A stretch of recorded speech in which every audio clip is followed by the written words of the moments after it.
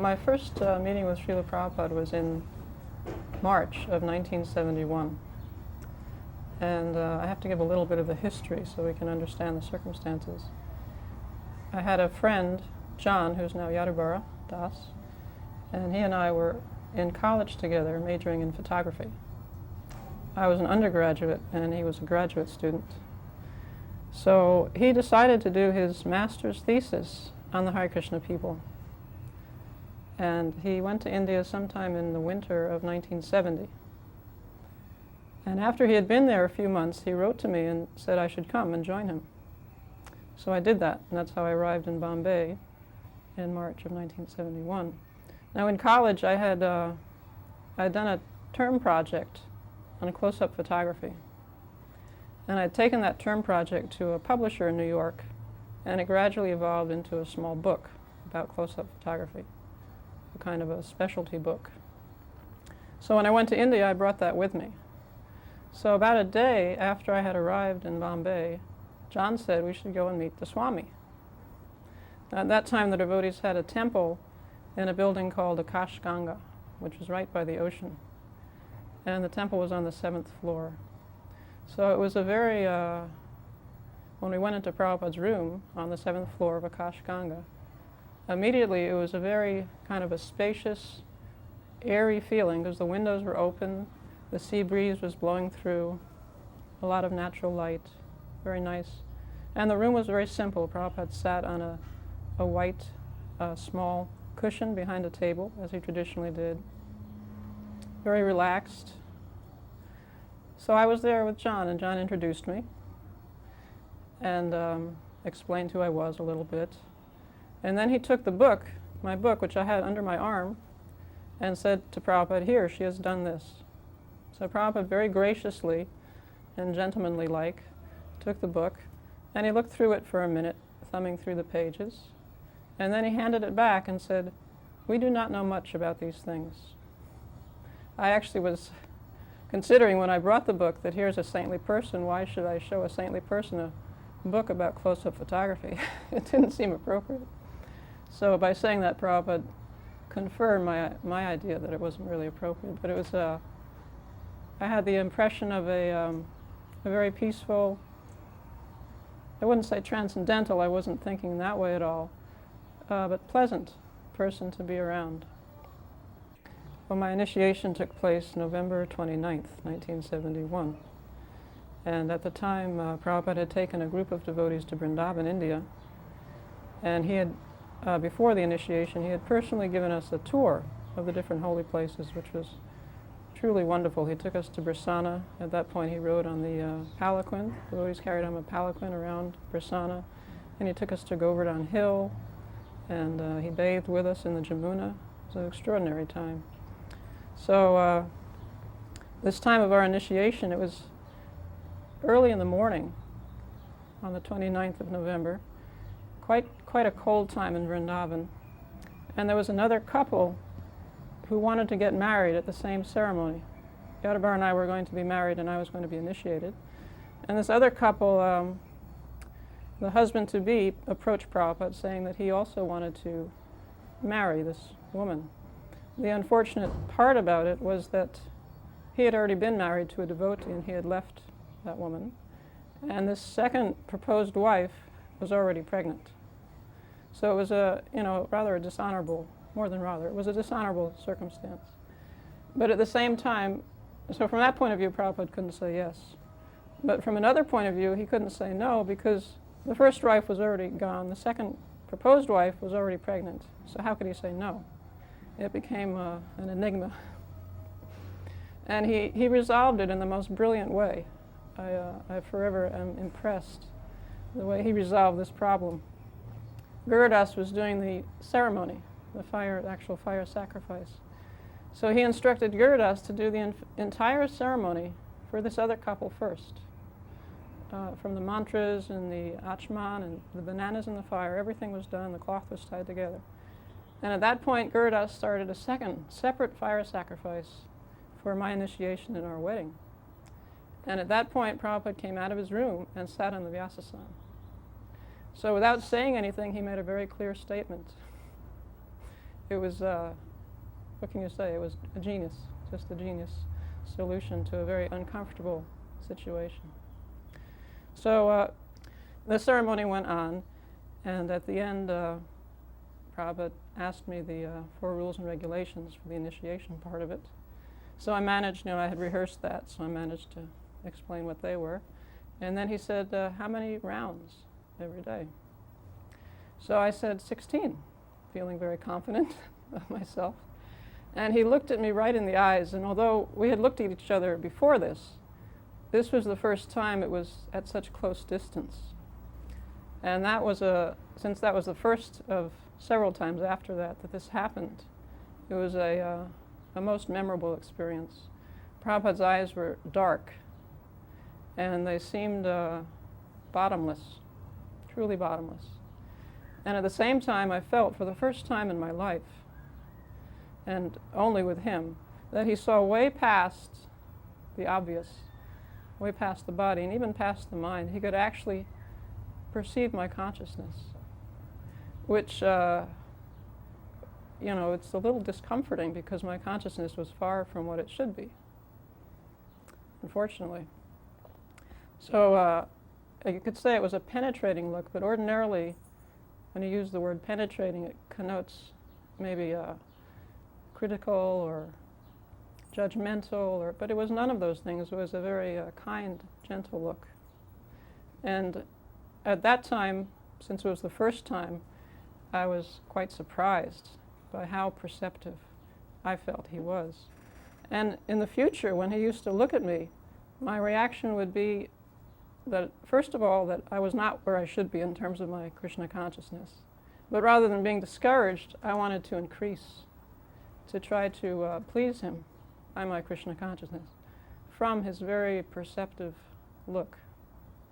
So when I said 16, and he gave me that look, right, eye to eye at such close distance, and then he said, that is the minimum. 16 is the minimum. So now I just do the minimum. At least I do the minimum. But anyway.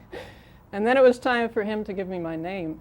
I was the only initiate, so he hadn't bothered to think of a name. It was rather insignificant.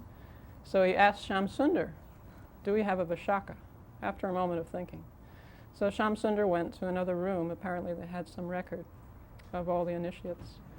And he looked it up, and he came back and told Prabhupada, there is a Visakha, but she's left. So Prabhupada turned to me and said, your name is Visakha. And after the initial meeting, John and I had this idea. We were very young and idealistic.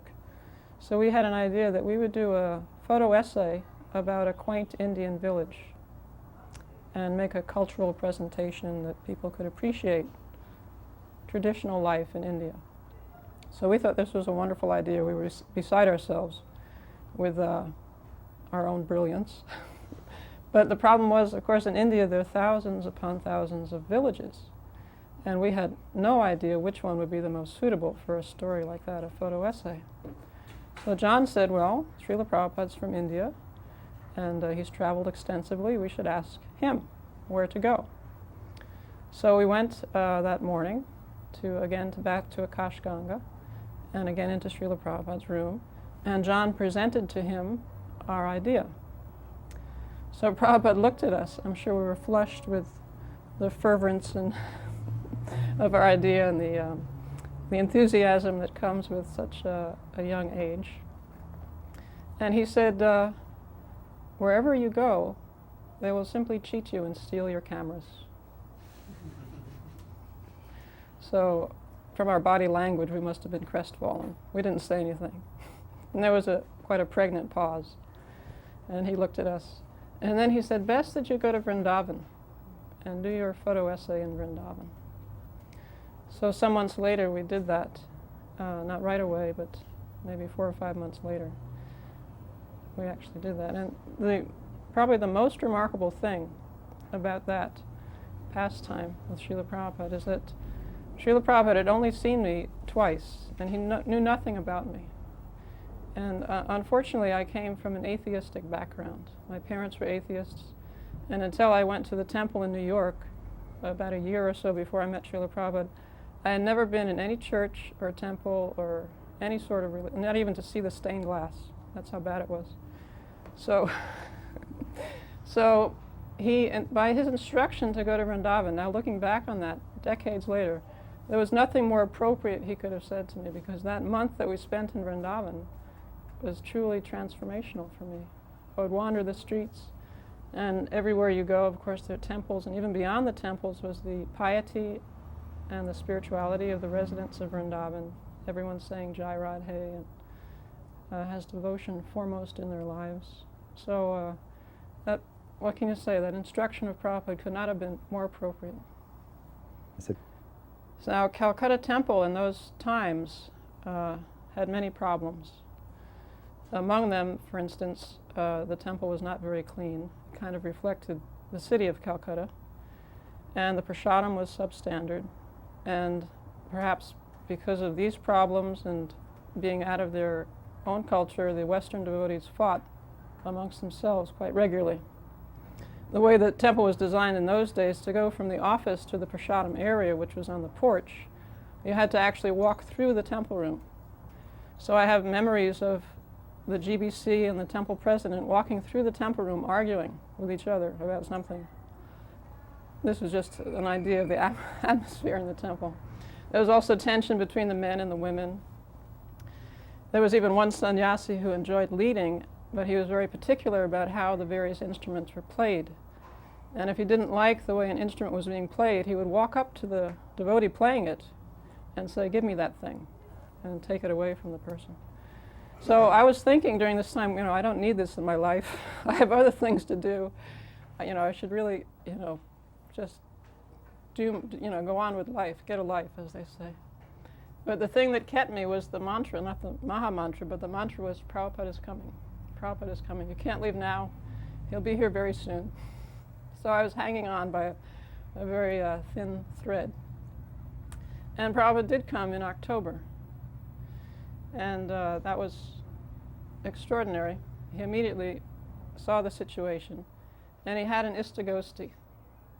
So everyone in the temple came to his room. I can when I go into that room now, it's the office of the temple president, but I still remember where I sat and where Prabhupada sat. And he gave the most wonderful talk. It was the first time, although I'd heard Prabhupada lecture, I'd never been to an istagosti, and I'd never been so affected by someone's talk as I was by this. It was never taped, and I didn't take notes. But basically he was talking about tolerance and patience and transcending problems. And at one point I remember specifically he gave the example of his own life. That when he came to New York, he was staying with someone who kept meat in their refrigerator. And the way he said the word meat with such disgust, I realized for the first time how austere that must have been for him, a person of such caliber. So when I left at the end of that, I actually felt lighter walking out of that room on that occasion. It was a transformation in my consciousness. As I said, the conditions were not good, so John and I were not feeling comfortable living in the temple there.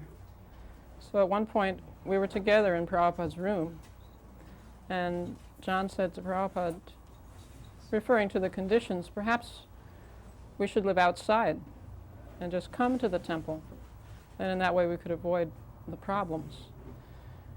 So Prabhupada said, yes, you can do that, there is no problem. But even though there's so many problems, still it is better here. So in Calcutta especially that's true, but I think almost that could be said in any temple, in any city.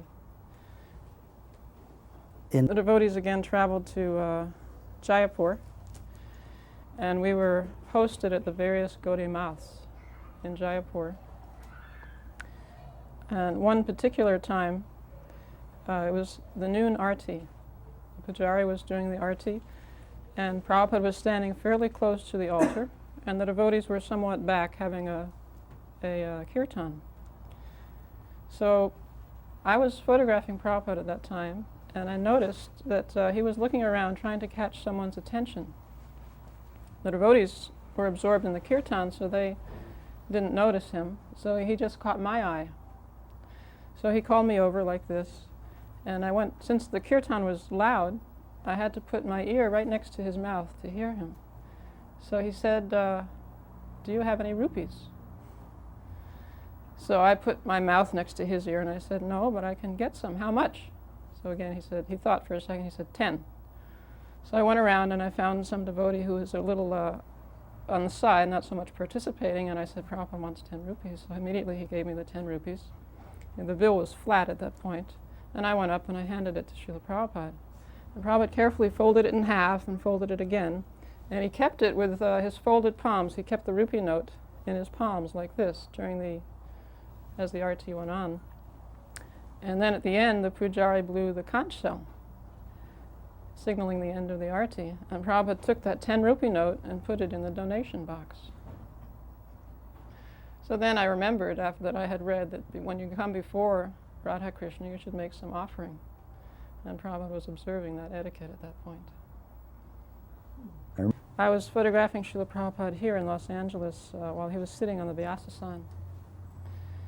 And Rameshwar had asked me to take pictures of Srila Prabhupada with his eyes open, because they were for the various Chaitanya Charitamritas and Bhagavatams, and he felt it was more suitable. So at this point, I wouldn't take pictures during the lecture because the flash and the shutter disturbed Prabhupada, so I would take them during the Radhamadhava prayers. And this particular day, Prabhupada had his eyes tightly shut for a long, long time. So I was just sitting, waiting for him to open his eyes. And it went on, for many, many mantras. And then, quite unexpectedly, I felt this thump on my backside. And I looked around, and a sannyasi had hit me with his danda, indicating that I had been there long enough and I should move on. That was the spot for all the sannyasis. And there I was, right at his feet. So I looked at Prabhupada, and at that moment he had his eyes open, and he had seen what had transpired. And he looked at the sannyasi with the most harsh, stern look, like a very displeased father. And I was grateful that that look had not been cast upon me, because it was withering. And then he looked at me, and I took my pictures, and then I did leave. And I was more amazed. Besides that pastime, what amazed me even more than that was, although the temple room was packed, people had come from all over the West Coast for this occasion. No one said anything to me. No one remarked, hey, I saw that, blah, blah. It was mystical that had happened in a room full of devotees, hundreds of devotees, and no one had seen it. It was between the three of us. Again, in Bombay in the early days, in the early 70s, Prabhupada would go just before dawn, really, when it was still quite dark. He would go down the steps of the house where he was living and walk to the Juhu beach for his morning walk.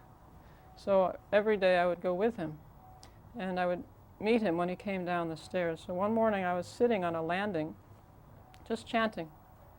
And I didn't hear, it was dark, I couldn't see very well, and I didn't hear Prabhupada coming. He came very softly. And as he passed right in front of me, I could have touched him with my arm.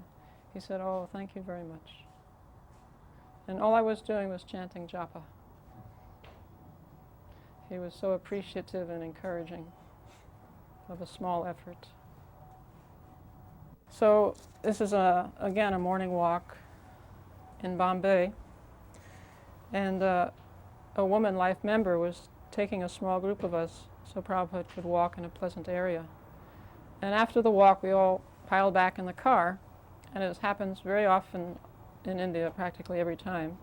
Some beggars came to the car, a woman carrying a small child, and she had other children with her, very much in need of assistance. And she was begging from Srila Prabhupada. So Srila Prabhupada took some paisa and put it in the hands of all these different children and the woman. And, I had read Bhagavad-gita and Charity and the Mode of Ignorance and all that. So I thought, I had the audacity to ask Srila Prabhupada, why are we giving money to beggars? And Srila Prabhupada didn't say anything. And so I immediately felt that I had been, made some offensive remark. So I answered my own question, there was just silence, and I said, is it because this is transcendental? And he said, yes. So from that I could understand, coming from his hand, from the hand of the pure devotee, it may be a different category coming from someone else's hand. But it was a wonderfully instructive moment as well. At some point, Prabhupada would spend many hours looking for suitable land for our temple in Juhu. And he was living at the home of a life member, Kartikeya Mahadevya, a very wonderful person with his family. And he gave Srila Prabhupada all facility. And in the evenings, Prabhupada would lecture in his home. And occasionally guests would come, besides the regular devotees, guests would come. And on one occasion, this guest was a sadhu of sorts. At least he presented himself as a sadhu. And Prabhupada observed him, and I also noticed Prabhupada was observing this person. And the person was looking at Prabhupada's female disciples. It became noticeable. After it wasn't that obvious, but if you just looked at him for a little while, you could see. So in the course of his lecture, Prabhupada recited the verse by King Kulashekar that after I've been engaged in chanting these names of Krishna, when I think of sex life, my face turns and I spit on the thought. He said that in Sanskrit. And he asked the sadhu, what is the meaning of this? And the sadhu, he said some other meaning. He didn't say, he was thinking of another shloka. He didn't give the translation for that shloka. And Prabhupada said, no. And he gave the proper translation. And to me, again, this was Prabhupada's gentlemanly way of making a clear point and helping this person. Je anilo premadana koruna prachu